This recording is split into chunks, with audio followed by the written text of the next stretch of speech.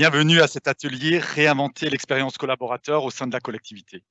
L'agent, acteur de sa carrière et de son épanouissement. L'équipe Berger-Lovreau est ravie de vous accueillir autour de ce nouvel événement, le BL Day, événement 100% digital et à distance. Avant de démarrer, je vous présente, je suis Frédéric Ullmann, je suis directeur commercial des comptes stratégiques et outre-mer chez Berger-Lovreau et je serai accompagné de Kathleen Puccetti, chef de marché sur les gammes RH. En coulisses, vous aurez également l'occasion d'échanger avec Thierry Dallas, qui est chef de produit de nos solutions RH, Imagnus et BLRH, qui s'adressent respectivement aux petites et moyennes collectivités, et de Rémi Castan, concepteur sur le portail RH et sur la gamme Cédit RH, qui est une gamme dédiée aux plus grandes collectivités. Bonjour, nous serons ensemble pour 45 minutes afin d'échanger autour de l'expérience collaborateur. Les millennials et la génération Z représenteront en effet plus de 60% des effectifs en 2025. Ces générations connectées recherchent des valeurs et du sens dans le monde du travail. La fonction publique, de par sa mission d'intérêt général, les attire. Le défi de votre collectivité sera donc de les aider à relever ces nouveaux défis. Mais quelles sont les solutions concrètes qui s'offrent à vous et vous permettent justement de révéler ces nouveaux enjeux? C'est également ce que nous vous proposons de voir ensemble pendant cet atelier. Avant de démarrer, et pour ceux qui ne nous connaîtraient pas, Berger-Lovreau édite notamment une gamme de logiciels RH depuis plus de 25 ans. Nous accompagnons ainsi aujourd'hui près de 17 000 collectivités territoriales de toute taille, ainsi que le secteur hospitalier dans leurs problématiques de paye, de DSN, de gestion de carrière, de GPEC et de la gestion des talents. Nous avons à cœur chaque jour de réfléchir aux problématiques RH actuelles des collectivités et de leurs agents, mais aussi et surtout, je dirais, à celles de demain. Nous construisons avec nos clients et utilisateurs des outils permettant de gagner du temps, de l'énergie, afin de vous concentrer sur ce qui fait la valeur ajoutée de vos collectivités, c'est-à-dire vos agents. Kathleen, peux-tu nous expliquer en quoi aujourd'hui l'actualité de ces dernières années et de ces derniers mois montre que la tendance met justement l'agent au cœur de l'action? Oui, Frédéric, tout d'abord, parlons un peu de la mutualisation. On le sait, les organismes intercommunaux, tous confondus, représentent plus de 300 000 agents sur un total de presque 2 millions de la fonction publique territoriale. Donc en fait, ils voient une croissance de leur effectif de près de 6% quand ceux des communes stagnent. La loi NOTRe de 2015, avec cette loi, le nombre de communautés a fortement diminué et elles sont passées de 2000 à 1200 avec de nouvelles compétences. Donc en devenant plus grosses, les communautés ont certes eu des organisations plus complexes à gérer, mais elles ont là un nouveau levier d'action RH. Si les services RH ont ainsi été conduits à revoir leur organisation et la répartition des rôles, cela a amené à faire émerger des pôles de gestion des talents pour leur communauté et les communes membres et leurs satellites. Il y a plusieurs directions en fait, des ressources humaines qui ont pu entamer la mise en place de la GPEC. L'avantage de cette gestion des emplois et des compétences est de mener une politique de recrutement, de formation ou de mobilité mieux adaptée au personnel en place. Pour les agents, le suivi devient beaucoup plus individualisé et il permet de mieux préserver leur employabilité et il peut leur ouvrir de nouvelles portes de carrière. On a vu aussi que le regroupement des communes, qui est issu cette fois-ci de la loi de la réforme des collectivités territoriales de décembre 2010, ça a vu naître 774 communes nouvelles qui regroupent plus de 2500 communes et 76 000 agents. D'après la synthèse qui s'appelle « Quels résultats concrets sur l'action communale » qui est proposée par l'Association des maires de France en octobre 2019, le constat réalisé sur les 6 communes nouvelles mises en avant, c'est que cette transformation, en fait, elle a amené à une refonte de l'organisation interne des collectivités et à des conditions de travail des agents, notamment afin d'assurer la pérennité d'un service public de qualité, tout en réalisant des économies d'échelle sur le personnel. Il y a des services supports, tels que la fonction RH ou la finance, qui se sont renforcés et qui ont permis notamment d'améliorer les conditions matérielles et humaines des équipes, les conditions de rémunération, mais aussi la rupture de l'isolement de certains agents, par exemple, la montée en compétences ou encore la prise en charge de nouveaux services clés comme l'urbanisme. Donc, dans ce contexte, les services RH y jouent un rôle majeur. Et les agents ont là une opportunité de voir leurs compétences et leur rôle s'étendre, se modifier et se transformer. D'accord, Kathleen, mais justement, en quoi aujourd'hui la loi de transformation de la fonction publique favorise-t-elle un renouveau dans l'expérience collaborateur? Est-ce que les législateurs ont bien compris les nouveaux enjeux et facilitent le travail des services RH en proposant justement un cadre plus attractif? Frédéric, moi, je pense que oui, hein, même si on observe qu'il y a un décalage entre les possibilités théoriques offertes par cette législation et la facilité des collectivités territoriales à pouvoir se les approprier et les mettre en place. Pour rappel, cette loi, elle posait des objectifs clairs, simplifier le fonctionnement des instances et renforcer les outils de dialogue social, faciliter les recrutements par le recours au contrat, moderniser la gestion des ressources humaines et renforcer l'égalité professionnelle. Dans cette modernisation, on retrouve notamment la possibilité de versement de primes liées à l'engagement professionnel et à la manière de servir à travers le complément indemnitaire versé annuellement, la CIA du RIFSEP. D'ailleurs, ce RIFSEP, il traduit quand même une nouvelle volonté de permettre à l'agent d'agir sur sa rémunération et c'est important. Ça reste complémentaire des autres leviers d'action qu'il pouvait déjà connaître, tels que le passage de concours ou les demandes de changement de poste. Mais bon, les parcours professionnels, ils sont aussi revus et avec des mesures comme le double détachement, la portabilité des CDI entre les 3 versants de la fonction publique, par exemple. Je pense qu'on peut dire que les agents, ils ont une opportunité de se saisir de ces facilitations pour engager une réflexion peut-être plus profonde sur leur devenir professionnel. Oui, et puis, il y a aussi le sujet d'actualité. Il semble que la crise sanitaire actuelle du Covid-19 ne fait qu'accélérer les choses. On voit bien qu'un sujet qui était très peu développé, comme le télétravail, a dû devenir la norme aujourd'hui. Au-delà des contraintes d'organisation que cela a engendré pour les collectivités, mais aussi pour les agents, penses-tu vraiment que sur le plus long terme, le recours au télétravail va offrir de nouvelles perspectives? Oui, tout à fait, Frédéric. La crise sanitaire, elle a obligé le service public à repenser complètement son organisation. Bon, toutefois, le sujet n'est quand même pas tout à fait nouveau. Il faut préciser que la loi qui introduit le télétravail dans la fonction publique date de mars 2012. Alors que son décret d'application, qui vient préciser les conditions et les modalités de sa mise en œuvre, a mis 4 ans pour paraître. Il est sorti en février 2016. Un premier bilan a d'ailleurs été posé fin 2018 par le ministère de l'Action et des Comptes publics. L'objectif de ce bilan, c'était de pouvoir mesurer le nombre de télétravailleurs dans les 3 versants de la fonction publique et d'apporter des éléments aussi bien qualitatifs sur le déploiement observé. Même si ce bilan n'est pas exhaustif, il donne une idée de l'étendue des pratiques de télétravail d'avant la crise. À ce moment-là, il y avait un peu moins de 5% des agents de direction départementale interministérielle qui pratiquaient le télétravail, avec un taux de progression qui était par contre très rapide, car le nombre de télétravailleurs avait doublé en 6 mois.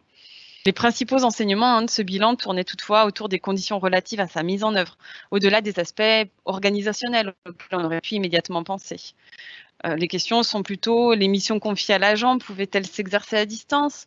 L'outillage était-il adapté? La collectivité était-elle mature dans ce projet de télétravail? Oui, là on parle d'organisation. Par contre, il semble que l'un des points très importants pour la réussite de ce passage, qu'il soit forcé ou non en télétravail, reste quand même lié à la confiance entre les managers et leurs agents et au mode de management pratiqué. Heu, Oui, en effet, les collectivités se sont alors retrouvées dans l'obligation de mettre en œuvre le télétravail lors du confinement. Elles étaient peut-être prêtes sur certains des aspects que je vais appeler plus logistiques. Toutefois, le mode de management et la confiance ne se changent pas ou ne se décrètent pas du jour au lendemain. Bon, les guides qui sont dédiés à cela ont fleuri pendant le confinement et pendant le déconfinement pour accompagner au mieux les managers dont la manière d'exercer la fonction a été bouleversée.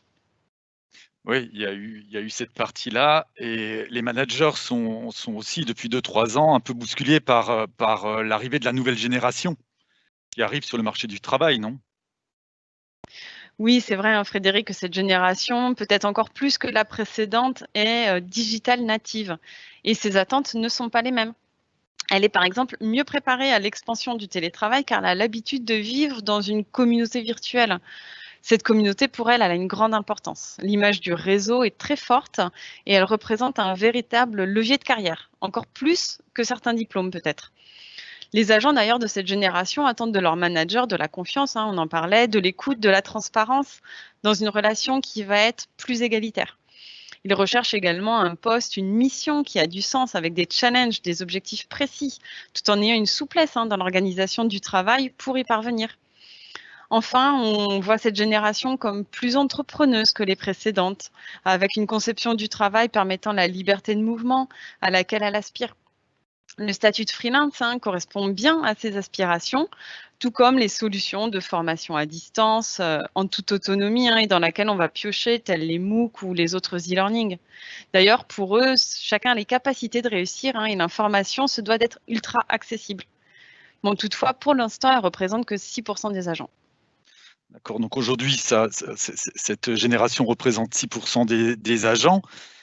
Ça veut bien dire que les managers et les services RH ont quand même un réel accompagnement à mener auprès des autres agents, qui représentent 94% des agents de la collectivité, face à cette transformation des modes de communication et de travail. Oui, on est en train de voir une forte évolution de la répartition des agents entre les générations qui travaillent. Les baby boomers, qui sont nés après-guerre, sont encore présents, mais ne représentent plus que 13% des travailleurs. Et ils seront moins de 5% d'ici 4 ans. Toutefois, à bas les idées reçues. Ils sont naturellement plus enclins à télétravailler. Ils recherchent plus de flexibilité, moins de temps de trajet, un certain bien-être et un certain équilibre.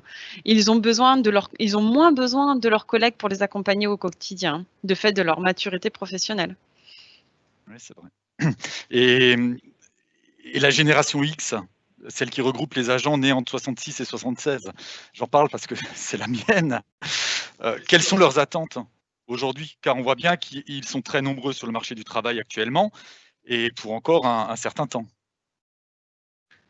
Oui, ils sont arrivés, tu es arrivé effectivement en plein choc pétrolier et avec ça, Un la peu fin après. du plein emploi.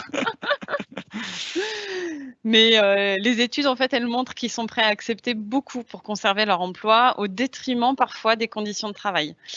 Pour une grande majorité d'ailleurs, cette génération, elle renonce à de la réorientation, même si cette dernière, elle pourrait être plus prometteuse, pour un meilleur épanouissement professionnel ou personnel.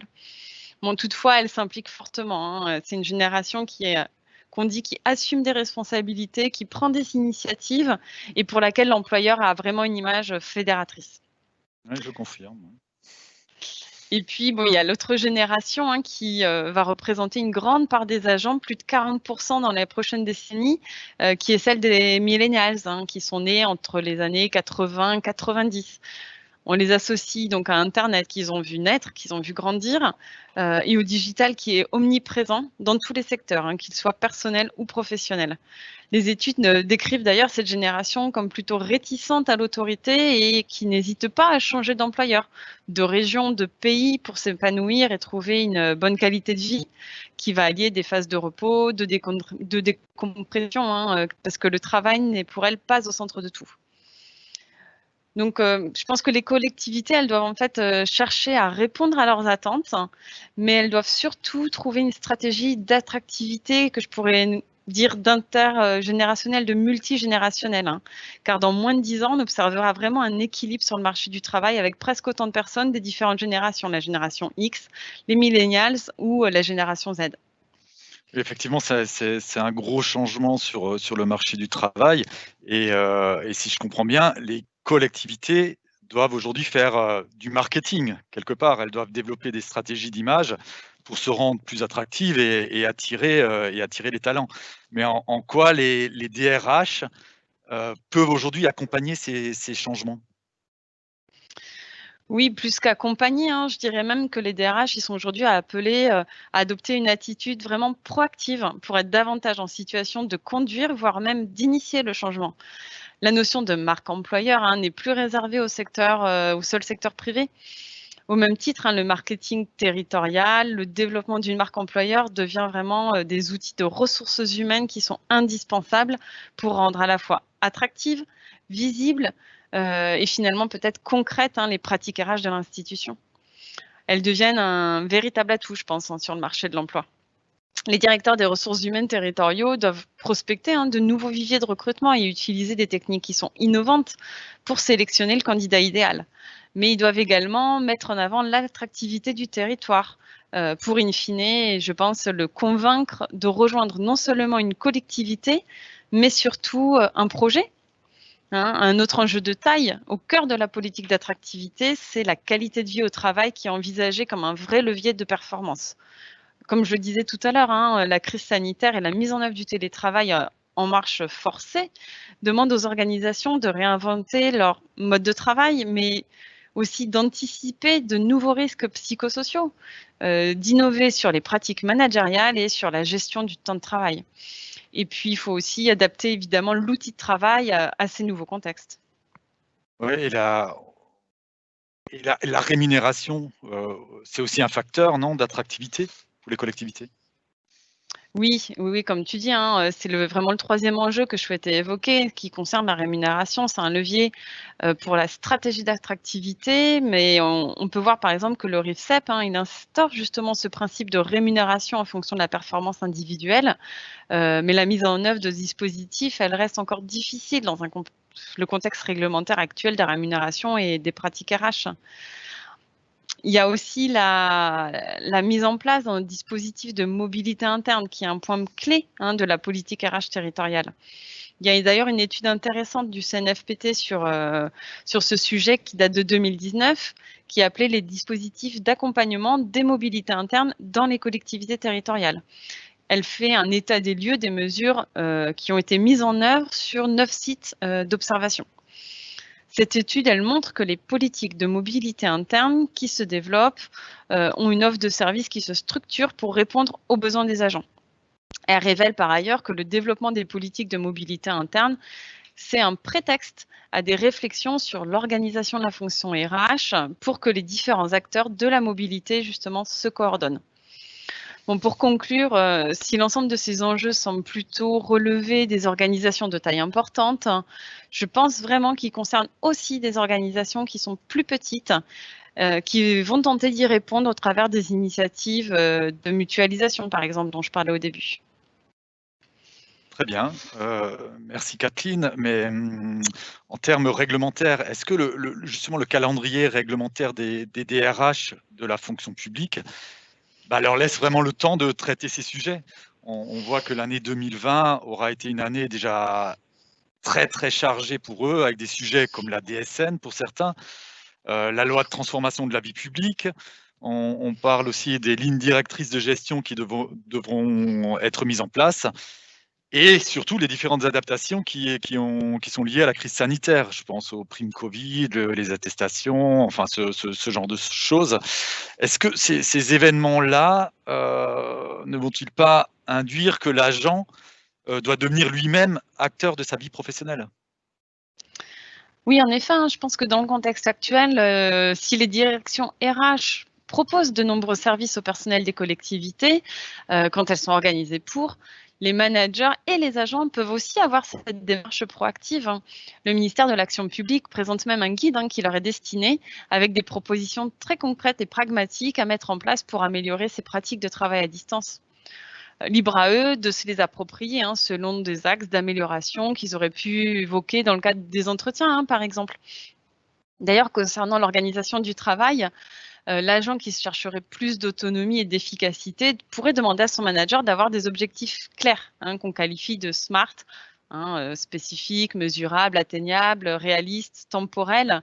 C'est quelque chose de connu, mais c'est vrai que si on connaît ces pratiques, c'est souvent bon de se les rappeler pour les appliquer. En effet, le management par objectif facilite l'autonomie et la prise d'initiative. Donc, quand ils sont mis en perspective avec ceux de l'équipe, les objectifs, ils donnent d'ailleurs du sens et de la valeur au travail qui est accompli. Et ça produit aussi que l'agent peut se sentir aussi plus responsable de ses activités et de l'organisation de son temps. Donc, ce type d'organisation correspond assez bien aux attentes de la génération Z ou des baby boomers. L'agent, il peut aussi devenir force de proposition pour améliorer les pratiques collectives et peut proposer à son manager la mise en place d'outils de dématérialisation de ses processus métiers. D'ailleurs, en contribuant à la dématérialisation de certaines activités qui sont pour lui répétitives ou en formulant des demandes de formation, voire en se formant lui-même pour devenir plus à l'aise ou performant, on voit bien que l'agent, il peut prendre en main son quotidien au sein de la collectivité et en devenir réellement acteur. Et acteur de son épanouissement. Enfin, on en parlait tout à l'heure, les formations de type e-learning, les MOOC, les webinaires, c'est accessible à tout instant pour tous les agents et sont maintenant proposés aussi par de nombreuses collectivités ou des organismes partenaires. Ouais, on voit beaucoup d'évolutions dans ce domaine-là et par rapport à Berger-Levrault, quelle pourrait être la valeur ajoutée de notre société? Quelle solution, pour accompagner les DRH dans ces nouveaux défis? Expertise métier, technologie 4.0 sont, je pense, les clés de voûte de nos solutions RH de demain. Il y a des fonctions expertes à forte valeur ajoutée qui vont être concentrées à la périphérie de l'administration du personnel qui, elle, sera beaucoup plus automatisée.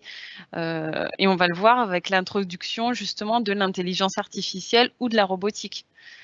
On parlait d'ailleurs de performance orientée processus, qui va laisser une place prépondérante à une performance qui va s'appuyer plutôt sur l'analyse prédictive et prescriptive, quand on va parler de digitalisation de la fonction RH.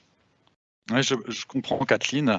Les nouvelles technologies effectivement deviennent omniprésentes et participent fortement au développement de nouveaux modes de travail. Alors, je vais reprendre un peu l'historique de ce qui s'est passé sur le monde RH par rapport à l'informatique. Les services RH des ressources humaines se sont équipés dans les années 70, on va dire, des premiers systèmes informatisés qui consistaient à l'usage des cartes perforées par les agents que la direction informatique exploitait pour fournir des traitements, des états, faciliter la paye. Voilà. Bon, j'ai pas connu cette époque-là. Dans la suite des années 70, les premières interfaces utilisateurs sont arrivées dans les services du personnel, mais manquaient largement de convivialité. Effectivement, la technologie ne permettait pas d'offrir des outils très, très conviviaux. Ce n'est que dans les années 80, avec l'arrivée des micro-ordinateurs, qu'un périmètre plus large a été adressé avec la gestion des hommes au sens GPEC, c'est-à-dire gestion de carrière, on pouvait faire de la gestion de compétences, de formation. Toutefois, un manque d'interopérabilité entre les systèmes rendait fastidieux l'usage des différents logiciels, générant souvent des saisies en double et des incohérences. C'est-à-dire, on passait d'un module à l'autre et on faisait des ressaisies. Les années 90 ont, quant à elles, vu l'arrivée d'évolutions techniques majeures. On parlait des bases de données relationnelles, Unix, le client-serveur. Mais toutefois, ce n'est qu'avec l'avènement vraiment d'Internet dans les années 2000 que la vraie révolution technique est apparue et avec elle surtout la révolution des usages. Les notions, on a pu voir l'apparition des notions de self-service à destination des employés et de leurs managers qui a pu se développer. Oui, Frédéric, le SIRH, il est devenu aujourd'hui de plus en plus multiforme, multicomposant. Les solutions cloud qui cohabitent avec des applications plus traditionnelles qu'on appelle on-premise. Aujourd'hui, les SIRH, ils s'ouvrent à une multitude d'acteurs, ils sont multi-accès, ils manipulent aussi une quantité en très forte croissance de données. Donc, pour répondre à ces nouveaux enjeux, l'architecture de nos solutions RH, elles évoluent et elles se transforment pour offrir une meilleure interopérabilité entre l'écosystème des collectivités. Elles cherchent à répondre aux nouvelles contraintes réglementaires comme le RGPD qu'on a pu voir arriver récemment. Et puis, elles développent aussi l'ensemble des opportunités pour se tourner vers une connectivité qu'on va appeler data-driven. On parle aussi justement de plateforme écosystème centrique. C'est une plateforme qui va centraliser un ensemble de services industrialisés, packagés, pour servir des usages spécifiques et qui pourraient être instanciés globalement ou localement. Alors, il y a aujourd'hui un sujet dont on parle beaucoup, on entend parler beaucoup, c'est l'intelligence artificielle. Est-ce qu'on peut imaginer l'intégration de cette technologie dans nos solutions de ressources humaines? Oui, Berger-Levrault, tu le sais, il est pionnier en matière d'innovation parce qu'il met en pratique ses projets de recherche qui sont liés à l'automatisation des processus robotiques et intelligents. Dans le secteur RH, on peut avoir par exemple l'assistante de contrôle de paye qui est développée par le département recherche de Berger-Levrault, qui sera prochainement intégré dans Cedit RH. Donc, il est basé sur l'application de modèles de prédiction, qui s'appelle aussi le machine learning, et il détecte de manière automatique les erreurs de saisie. L'intérêt d'ailleurs des techniques d'apprentissage machine tient dans leur capacité à s'adapter aux habitudes et aux pratiques qui sont mises en place dans chaque établissement, à la différence de ce qu'on pourrait imposer comme mode de fonctionnement sur quelque chose qui serait déjà préétabli. D'ailleurs, nos travaux sur la RPA, la Robotic Process Automation, elle vise justement l'automatisation complète du processus de production de la paye et des déclarations sociales. Un autre exemple sur la recherche qu'on peut mener, c'est on a un POC en cours pour la réalisation de l'initialisation automatique du plan de formation. Donc là, on est dans un autre domaine de la RH. Il va s'agir en fait de détecter les besoins de formation qui proviennent de multiples sources, de les trier, de les regrouper par thématique, de les prioriser, de rechercher des stages et pour faire finalement une proposition de plan de formation qui va être en adéquation avec le budget et les objectifs prioritaires de la collectivité. Il y a des dizaines d'heures économisées qui sont en cible pour les services RH avec cette innovation. D'ailleurs, si ces 2 premières expérimentations, elles sont plutôt orientées sur l'utilisateur qui est le gestionnaire RH, on a également pour projet d'améliorer l'expérience collaborateur, évidemment, avec l'intégration d'un chatbot qui va être chargé de répondre aux questions RH des agents. Ce chatbot, il permettra par ailleurs de faciliter l'accès à l'information dans une logique de marque employeur. Oui, c'est vrai, Kathleen, depuis maintenant plusieurs années, Berger-Levrault s'est inscrit dans cette transformation digitale et accompagne les services RH dans leur stratégie d'optimisation des processus et surtout dans leur recherche d'attractivité. Oui, le digital représente un vrai levier pour les collectivités dans cette démarche de décentralisation de la fonction RH. Les ressources humaines sont l'un d'un premier point de contact entre l'agent et le reste de l'organisation. Et son image de modernité devient vraiment importante à l'heure d'attirer des profils dont certains sont en forte tension. L'agent, il demande à ce que les démarches qui semblent parfois lourdes, qui sont complexes, parce qu'elles sont en dehors de son cœur de métier, deviennent simples à réaliser. Lui aussi, il souhaite pouvoir se concentrer sur ce pourquoi il est efficace, son métier. Donc le SIRH, ça devient une vraie solution de compétitivité pour la collectivité en communiquant et en partageant ses valeurs auprès des collaborateurs. Il s'ouvre aux agents et à leurs managers dans une logique de portail RH qui va être disponible 24/24, qui va permettre de centraliser les services RH qui leur sont disponibles. Donc avec une logique d'habilitation, évidemment, et ce que l'on appelle la privacy by design, c'est-à-dire que seules les données qui sont nécessaires sont collectées auprès d'eux via leur SIRH. Justement par rapport à ce portail, à ces possibilités, est-ce que tu peux nous donner un exemple concret? Oui, il y a des exemples qui sont évidents sur les fonctions déconcentrées qui plaisent aux agents, pouvoir poser ses congés depuis son canapé, quand on discute en famille des prochains projets. Alors bon, même si en ce moment ils sont peut-être un petit peu compromis, mais où ils veulent aussi pouvoir peut-être simplement changer leur IBAN pour signaler un changement de banque et avoir ainsi leur paye sur le bon compte bancaire. Mais évidemment, en fait, on parle là du b.a.-ba des services que les agents ils peuvent s'attendre à avoir quand ils intègrent une nouvelle collectivité. En matière de gestion administrative, les solutions qui sont souvent modulaires, elles permettent également aux agents d'actualiser des informations qui sont relatives au SFT, le supplément familial de traitement, ou alors de demander un temps partiel ou une disponibilité.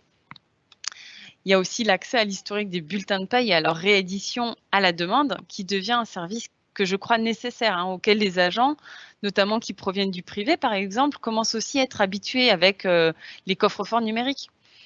La simplification de l'administratif qui est liée à la vie personnelle des agents, elle continue aussi avec la possibilité de demander ou d'obtenir facilement une attestation de travail.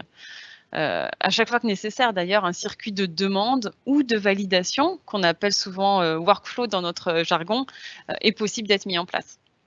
Donc les territoires qui ont la possibilité d'aller encore plus loin, parce que leur service RH est mutualisé par exemple, peuvent aussi offrir à leurs agents, entre autres, l'accès à leur formation, leur compte rendu d'entretien ou encore leur suivi médical. Je pense que la collectivité, elle peut aussi donner de la visibilité, de la valeur et de la force d'action à sa politique RH, et ce, dès l'arrivée d'un nouvel agent. On va parler d'étape d'onboarding qui est devenue cruciale aujourd'hui pour la collectivité si elle veut marquer des points. Donc, au travers d'un portail RH qui va être collaboratif, l'agent pourra accéder en toute autonomie à un socle d'informations qui sont nécessaires à sa bonne intégration, comme l'organigramme des services et des projets, où il va pouvoir se situer très facilement, ou les différents règlements et accords qui existent au sein de la collectivité. Il comprend ainsi rapidement le contexte de sa collectivité, son organisation, les personnes clés pour son poste, et il va aussi pouvoir se former peut-être en fonction de ses propres besoins. Il devient acteur, il est acteur et il participe à l'animation de sa carrière et de son bien-être au travail. Les élus, de leur côté, ce type de portail, en fait, leur permettent de mieux maîtriser la communication interne sur des sujets RH qui sont clés, que les agents travaillent d'ailleurs sur leur site, dans une antenne locale ou en ce moment beaucoup depuis chez eux. Ils peuvent soumettre des sondages RH, communiquer sur les événements ou sur des échéances qui seraient plus locales. Moi, je pense vraiment que le digital, c'est un levier qui va faciliter l'intégration des agents, mais aussi leur recrutement et leur engagement, et aussi peut-être leur épanouissement dans le temps au sein de la collectivité. D'accord. Très bien côté agent, donc on leur met à disposition tous les outils qui leur permettent de prendre vraiment en main leur carrière et les différents services que la collectivité peut leur offrir. Mais là, on parlait agents, qu'en est-il pour les managers? Est-ce qu'ils sont concernés de la même façon que les agents? Des outils supplémentaires leur seront-ils mis à disposition via ces portails, par exemple? Car je pense que les managers attendent aussi plus, d'autonomie, comme pour les agents, pour mener à bien leur mission d'accompagnement des équipes, avoir de la visibilité sur la politique RH qu'ils sont chargés de mettre en œuvre, à leur échelle. Oui, ils sont pas en reste, Frédéric. Au-delà des workflows dans lesquels ils sont généralement engagés pour valider les différentes demandes, ils vont pouvoir être impliqués dans les processus de rémunération des agents, qui est un autre enjeu important avec, par exemple, la saisie des variables de paye ou en donnant leur avis sur les avancements. Et évidemment, suivre et évaluer les compétences de leur équipe, proposer des formations ou donner du feedback en continu sont aussi des éléments clés qu'ils attendent de pouvoir faire simplement. Je crois aussi qu'ils attendent de pouvoir prendre plus de hauteur et d'avoir des décisions qui vont être mieux éclairées dans le pilotage de ressources de leur activité. Ils ont besoin de tableaux de bord, de rappels qui vont être automatiques sur des événements clés, de pouvoir analyser à leur échelle les différentes composantes RH qui sont autant de leviers d'attractivité de leur service. Très bien, je vais essayer de résumer et tu me diras si j'ai bien compris, mais pour moi, l'image, c'est que la DRH de demain sera vraiment la pierre angulaire de la collectivité. Quelque part, elle formera un binôme avec la direction qui sera plutôt l'initiateur du changement et la DRH en sera vraiment le moteur. Par exemple, la DRH aura pour mission de créer la confiance nécessaire afin de mener à bien ces transformations, parce que il y aura beaucoup de changements pour les agents. Elle aura comme rôle clé d'anticiper la mutation des métiers face à l'obsolescence des compétences et de faire évoluer les agents en acteurs du changement. Je pense qu'on est vraiment dans ce périmètre-là. En réinventant l'expérience des collaborateurs, elle pourra mieux mobiliser l'intelligence collective pour construire de nouveaux modes de travail. Elle sera aussi, et on n'a pas trop parlé, mais le garant de la santé des agents, via le droit à la déconnexion, par exemple. Ça nécessitera de revaloriser sa fonction, de lui donner peut-être plus de pouvoir, de temps, et aussi les bons outils pour mener à bien ces changements-là. C'est sur ce dernier point que Berger-Levrault peut lui apporter des réponses et de l'accompagnement. Si la collectivité est à réinventer, alors le rôle de la DRH, quelque part, le sera aussi. Voilà. Merci Kathleen pour toutes ces informations. Je vois que le temps passe. C'est le moment peut-être de répondre à vos questions. Je vais laisser la parole à Thierry pour les différentes questions. Alors, il y a quelques questions qui arrivent au fil de l'eau. On nous demande quand cela sera disponible par exemple, par rapport au périmètre BLRH mobile? Alors, il y a déjà des solutions qui sont disponibles actuellement. Et puis, on travaille dessus. En fait, on a une équipe chez Berger-Levrault qui est dédiée au développement de cet outil de déconcentration, qui est aussi bien adressé donc aux agents et aux managers. Et au fur et à mesure de l'année, on va continuer de livrer des nouvelles versions pour avoir plus de fonctionnalités, plus de cas d'usage qui seront couverts. Donc, c'est un travail au fil de l'eau qui est déjà existant. Et comme on le disait, juste pour compléter un peu, on construit en collaboration avec nos utilisateurs et nos clients les solutions de demain. Donc, on a aussi beaucoup d'ateliers et des retours du terrain qui vont nous permettre, au fil de l'eau, de proposer plus de services ou d'améliorer les services déjà existants. Oui, tout à fait, on en a un qui est prévu justement là en cette fin d'année, alors qui sera réalisé à distance, mais notre souhait est quand même de maintenir malgré la crise ce type d'échange avec nos clients et nos utilisateurs, et ils vont nous aider à prioriser notamment quelles sont les fonctionnalités qui vont leur être le plus utiles à court terme, parce qu'on aimerait bien tout vous apporter et tout apporter en une seule fois, mais c'est pas possible. Donc voilà, on travaille avec les collectivités sur ce genre d'échange. Ouais. Alors, n'hésitez pas encore à poser vos questions. Vous avez un petit moment à vous pour pouvoir les rédiger. Par contre, on a quelques demandes qui ne sont pas des questions, mais plus par rapport pour avoir une démonstration sur la solution du BLRH mobile. Donc là, c'est pas forcément le moment pour faire une présentation de BLRH mobile, mais ce que je vais faire, c'est qu'au niveau du site, sur le chat, je vais vous indiquer une adresse sur laquelle vous allez pouvoir contacter un collaborateur Berger-Levrault pour qui vous indiquera la marche à suivre ou comment faire par rapport à tout ça. Donc, n'hésitez pas à poser vos questions. Il nous reste encore un petit peu de temps. Alors, c'est vrai que sur BLRH Mobile, il y a aussi des documents et des vidéos qui sont disponibles. Ben bon, je pense que Thierry, tu pourras mettre le lien qui permettent justement de voir la solution et de pouvoir s'informer et puis découvrir son mode de fonctionnement, voilà, et des différents services qui sont aujourd'hui disponibles avec cette solution-là, qui fonctionne aussi bien sur un smartphone, une tablette, un ordinateur portable, enfin, qui permet vraiment d'offrir des services à distance, puisque c'est une solution qui est hébergée sur notre data center. Donc tout le monde peut se connecter à distance et bien sûr avec toutes les normes de sécurité voilà, exigées. Oui, tout à fait. Et puis, on a aussi, dans ce qui concerne des aspects de décentralisation auprès des managers du pilotage de leur activité, BL Décision RH, qui est un outil qui est clé en main et qui permet justement aux managers d'avoir des indicateurs qui vont concerner que leurs services, parce que les managers ont généralement pas le droit dans les collectivités d'accéder aux données des autres services. Donc là, il y a un système d'habilitation qui va reprendre le système général des habilitations qu'on pourrait trouver dans nos solutions RH, qui existent sur d'autres volets et qui va leur permettre de piloter avec des indicateurs qui sont peut-être évidents, mais comme le turnover. Alors, pour des gros services, ça peut être intéressant. Ou alors le nombre d'heures suivies en formation, le taux de présence, voilà, le taux d'absence. Les types d'absence aussi qui seraient peut-être les plus fréquents et qui va permettre aux managers d'analyser leur équipe et peut-être de revenir vers les agents pour mieux comprendre ensuite ce qui se passe. Donc, en plus de cette partie vraiment BLRH mobile, il y a tous ces outils de pilotage de l'activité qui peuvent être déconcentrés.